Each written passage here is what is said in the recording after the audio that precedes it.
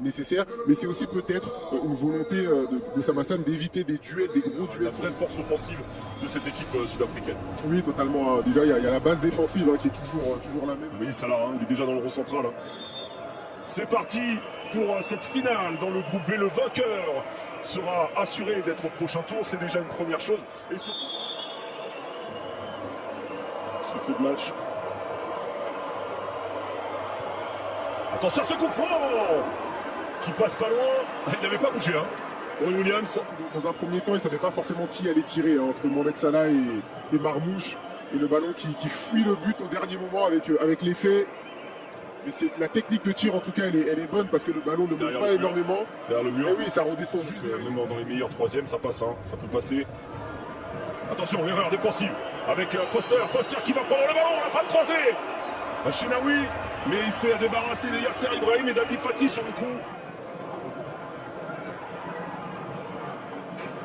Salah, avec très aigué, la prise de tête, la remise de la tête aussi, la prise de balle intéressante. Et avec les bras, les deux joueurs, que ce soit... On voit le duel entre Moudao et Salah.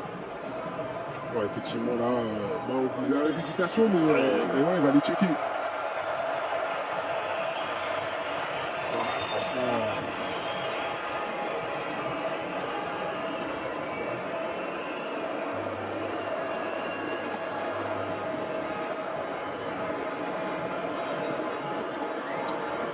C'est compliqué parce que, oui, on l'arrête. Il y a un contact, il y a une main au visage.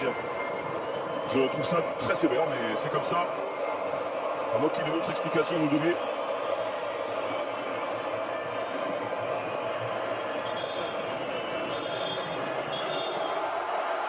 Penalty pour l'Égypte. Voilà un tournant dans cette rencontre à 3 minutes de la pause. Mohamed Salah est allé obtenir ce penalty face à Koumoudou. Carton pour Leif Foster qui est venu s'en prendre à l'arbitre.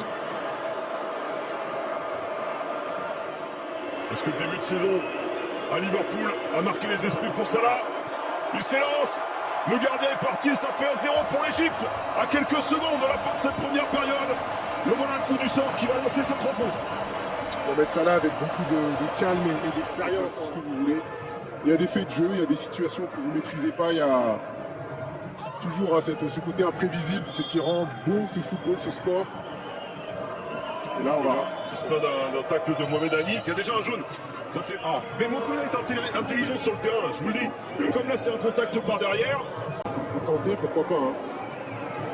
Est-ce que le ballon était déjà sorti? Non, pas. Mais c'est rouge. C'est rouge. Mais non. Et oui, c'est rouge. C'est jaune plus jaune. Oh là là là là. On a vu une fin de première période un peu comme on laisse entre ce penalty qui n'en était pas vraiment un et ce rouge qui n'en était pas vraiment un non plus. Alors, encore une fois, on serait loin du terrain qu'on n'a rien donné. Ouais. Voilà, le défenseur qui essaie d'intervenir, Mokoena qui... Trezeguet qui va remettre ce ballon, Salah est battu.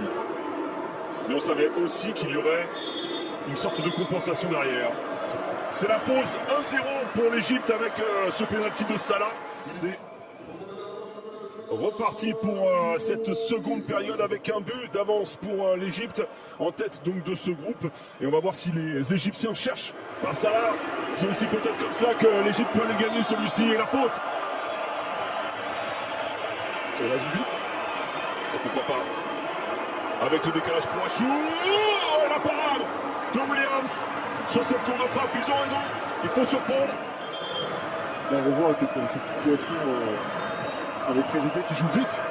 Parce qu'il sent que l'équipe sud-africaine, la défense n'est pas concentrée, qu'il a 2-3 solutions et qu'il a possibilité de faire quelque chose et il en profite. Et oui, ce qu'on appelle l'intelligence de jeu. C'est pas toujours ce qu'on met en place à l'entraînement, ce qui est sur le terrain. J'ai l'impression qu'il y a un manque d'idées pour les Sud-Africains. C'est pas leur point fort de jouer comme ça. Sur cette défense, attention à Foster dans la surface, la remise elle est pas bonne. La frappe ensuite, El Chenaoui sur cette frappe de Moudon. C'est pas de garder le ballon et de sortir de la surface de réparation. Belle frappe là de Moudao. Et finalement c'est la trompe. Dans la tension de ce match, un centre qui ne va pas arriver non plus. Centre de Mboulé. Ouais, ce sont bien, c'est pas direct avec Foster. Oh, le petit extérieur du pied pour l'instant de Chenaoui, qui a quand même été toujours à la bonne place sur cette action signée Modiba. Là, on est dans la réalité pour les deux équipes. Pour l'Afrique du Sud, qui arrive à combiner, à s'appuyer sur son attaquant. Presque passé. Ludo, par-dessus. La tête de Rabia. Mokoena. Oh, mon ballon, il n'y a pas de position de hors-jeu. Et il revient sur son pied, la frappe de Mokoena est ratée. Est-ce que c'est un penalty? Est-ce que c'est une frappe contrée? Et regardez, il ressort de la surface.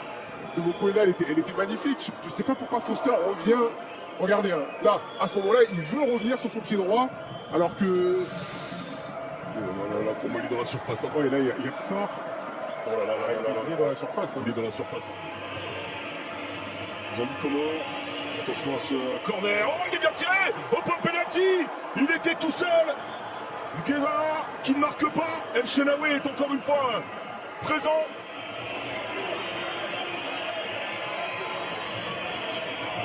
La frappe peut-être. La frappe. Est-ce qu'elle est touchée? Regardez cette frappe. Énorme et lourde frappe touchée par Yasser Ibrahim. Il n'est pas sifflé le corner. Là, c'est à se poser des questions. C'est terminé. L'Égypte s'impose 1-0 à 10 contre 11.